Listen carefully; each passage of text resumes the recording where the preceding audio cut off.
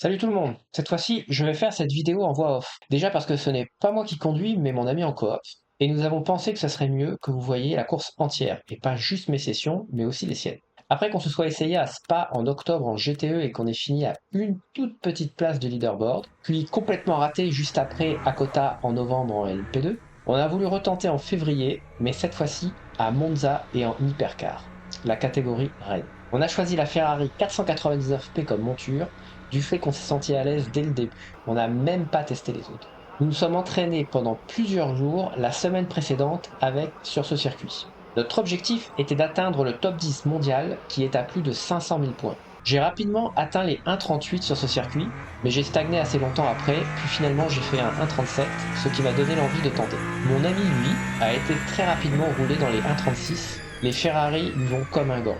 Il voulait vraiment faire un 1,35, mais à la fin de la semaine dernière, il a fait OK, on peut essayer. Comme il était le plus rapide, c'est lui qui fera les qualifs et le premier stint. Ok, donc le but de ce premier tour pour lui est de chauffer ses pneus le plus rapidement possible.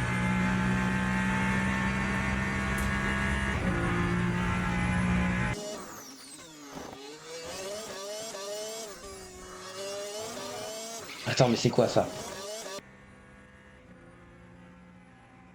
Ah ouais, d'accord, intéressant comme technique de chauffe de pneumatique. Pas sûr que ce soit enseigné à l'école.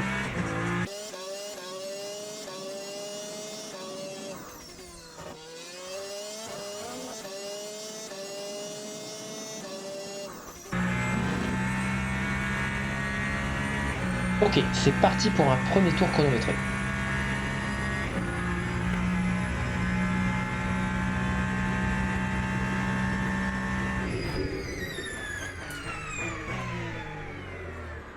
Il a perdu un peu l'avant ici dès le début, mais ça va, il est resté sur la piste.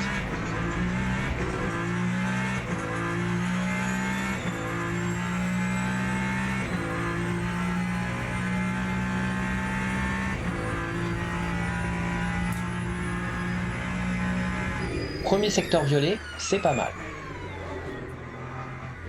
Un secteur violet veut dire que pour l'instant, il a été le plus rapide de tous les pilotes pendant cette session sur cette partie du circuit. Je ne sais pas si vous avez remarqué, il se l'est déjà fait enlever. Ça veut dire que quelqu'un derrière lui vient de faire mieux.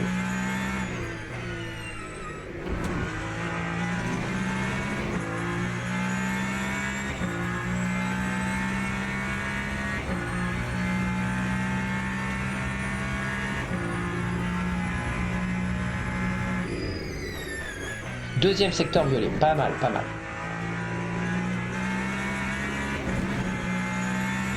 Ok, le deuxième secteur vient d'être volé à nouveau. Il y a clairement quelqu'un derrière lui qui rigole pas.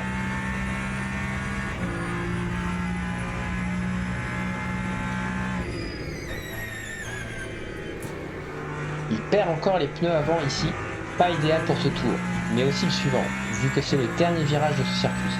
Donc ça va lui coûter double, à ce tour et au prochain. Troisième violet, mais je serais prêt à parier, c'est pas pour longtemps. Ouais, Buemi vient juste de lui reprendre la pole position derrière lui. Je pense que c'était lui notre voleur de couleur violette. Ouch, ce tour est déjà bon pour la poubelle. Essayons de le recycler, on va découvrir le circuit ensemble. C'était donc juste avant la chicane 1. Comme on arrive super vite dessus, il faut freiner assez tôt, avant le panneau des 150. Ici, c'est à fond.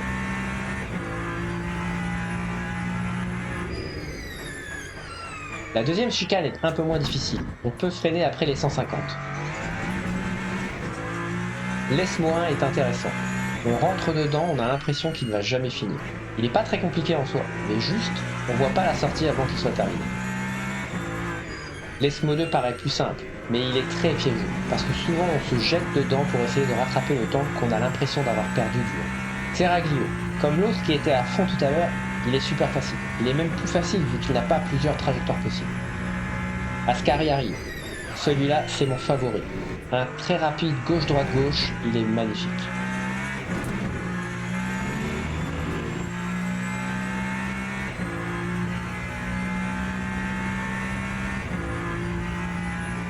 Et finalement, Parabolica.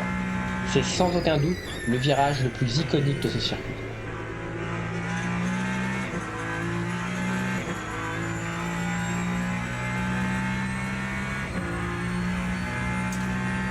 Ok, allez, deuxième chance pour un tour rapide.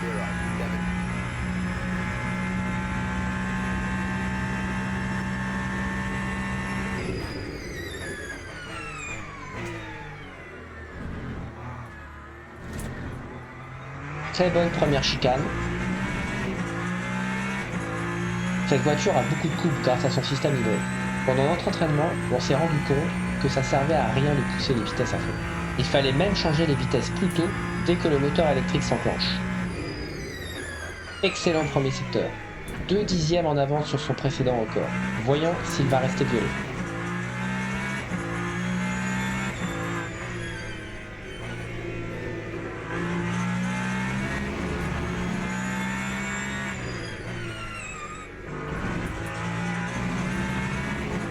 Ok, très bon enchaînement à l'Esno.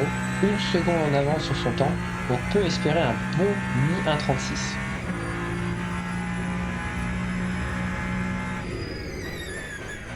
Deuxième secteur violet. Et le premier est toujours violet.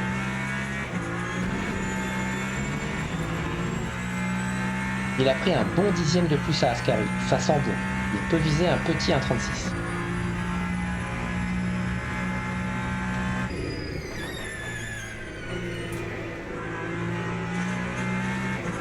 Là, il pousse sur ses pneus à fond, mais il va tenter d'écourter la parabolique pour gagner quelques dixièmes de plus. Waouh, presque 3 dixièmes de moins, c'est super bon. Il a fait un 1.36.010.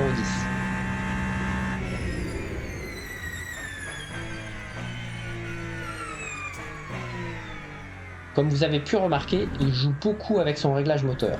En gros, il demande des fois plus de son moteur électrique, mais du coup il vide plus vite sa batterie. Et des fois, il le diminue pour que la batterie se recharge plus pour plus tard, mais au prix d'une voiture moins puissante. Ok, regardons qu'est-ce que vont faire les autres.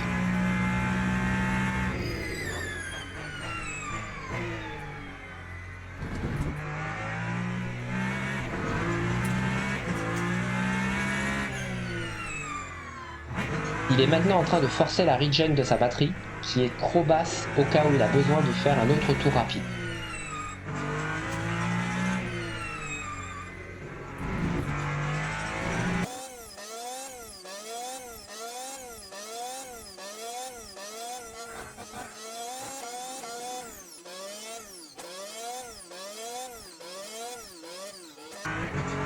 Aucun concurrent pour l'instant, mais il va quand même essayer un dernier tour rapide, voyons ce qu'il peut nous concocter.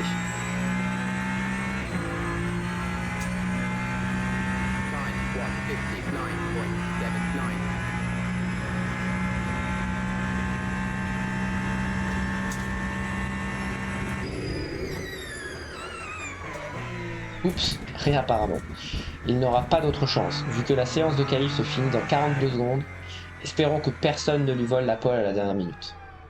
Il devait freiner ici, car avec ce cut, il aurait pu se prendre une pénalité s'il avait maintenu son avance. Conway vient juste de voler la seconde place à Buemi. Tant mieux que ce ne soit pas la nôtre, mais ça prouve qu'il reste encore des bons compétiteurs qui essayent.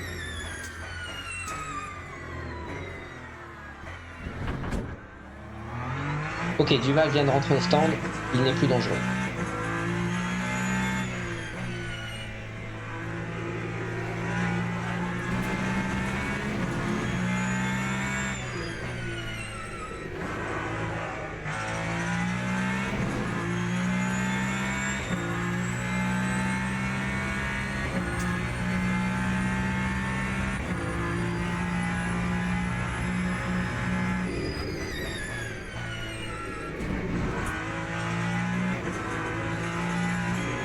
Mince, cette coupe dans l'entrée d'Ascari, alors qu'il était même plus réellement en train d'essayer, va lui coûter 75 points de pénalité.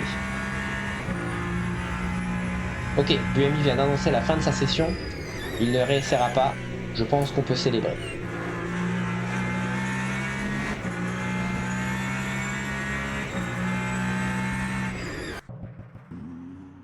Cool, cette pole position nous donne nos premiers 25 000 points dans notre route pour le top du leaderboard. Plus que 475 000 à gratter. Teams and drivers go to the grid for a race start.